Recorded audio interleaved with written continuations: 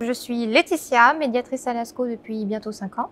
Je suis passionnée d'ethnologie et d'anthropologie, qui sont des aspects fondateurs dans cet art de grotte préhistorique. Je dirais que j'aime surtout beaucoup le cerf nageant. Et il y a un effet bande dessinée qui est quand même très vivant pour des images qui ont près de 21 000 ans. Donc là, nous sommes dans l'atelier. C'est la zone que l'on découvre après avoir fait la visite de la grotte. L'idée ici, c'est de mettre une accentuation sur des choses qu'on ne voit pas bien dans la grotte. Elle a été ouverte au public une quinzaine d'années seulement. On a fermé à cause de problèmes de conservation. Le principal problème, c'était les visites trop intensives au sein de la grotte. La grotte originale, elle est dans la forêt au-dessus de nous, à peu près à 500 mètres. Elle est quasiment fermée. Vous avez quelques scientifiques triés sur le volet, des microbiologistes pour la plupart, qui ont eu l'occasion d'y aller. Et vous avez la conservatrice.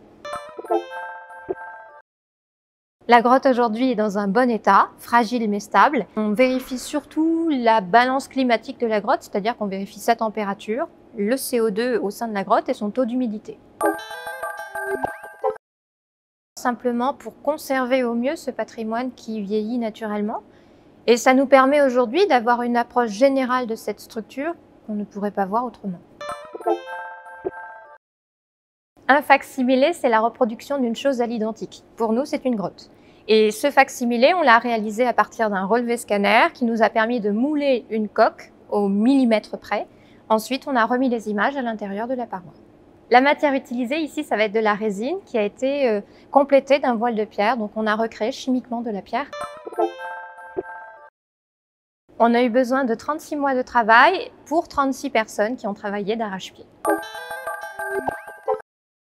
Notre but, c'est de faire un travail de copiste, voire même de faussaire. Donc forcément, on a utilisé des techniques modernes qui permettaient la précision avant le geste.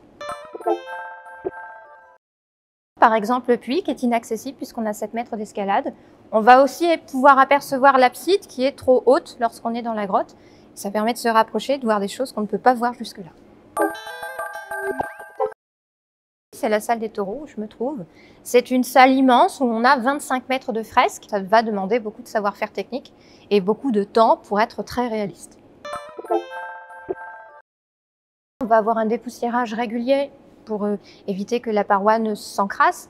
Et puis on va régulièrement faire des retouches pour réparer les petits accros qui peuvent arriver pendant les visites.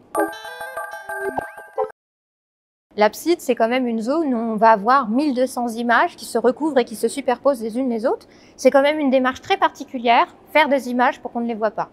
Ici, forcément, on arrive à en voir quelques-unes et ça va nous interroger. Je suis passionnée de patrimoine et d'histoire et ici à Lascaux, j'ai pu explorer une facette encore plus importante de cette histoire-là puisqu'on a eu l'occasion de se poser des questions sur notre humanité et sur ce qu'est finalement la préhistoire. J'ai étudié l'histoire de l'art notamment à Toulouse et je suis en train aujourd'hui de poursuivre mes études en archéologie et ethnologie. L'idée ici, c'est d'aller plus loin. Donc on va recréer la paroi simplement en version éclatée pour qu'on puisse avoir une vision d'ensemble des différents espaces qui va composer la paroi. On peut quand même dire que c'est quelque chose que les préhistoriques n'ont jamais eu l'occasion de voir la grotte dans sa totalité d'un seul regard.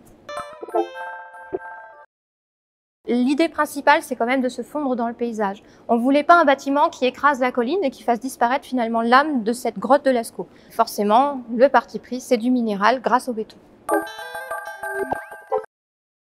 J'aime beaucoup raconter que les préhistoriques, on les imagine souvent petits, poilus, hirsutes, enfin ils font pas rêver. Pourtant, la réalité scientifique est tout à fait différente. On sait que notre homme de la préhistoire, il est plutôt grand, élancé, athlétique, pas si poilu que ça. En clair, c'est plutôt l'homme de mes rêves.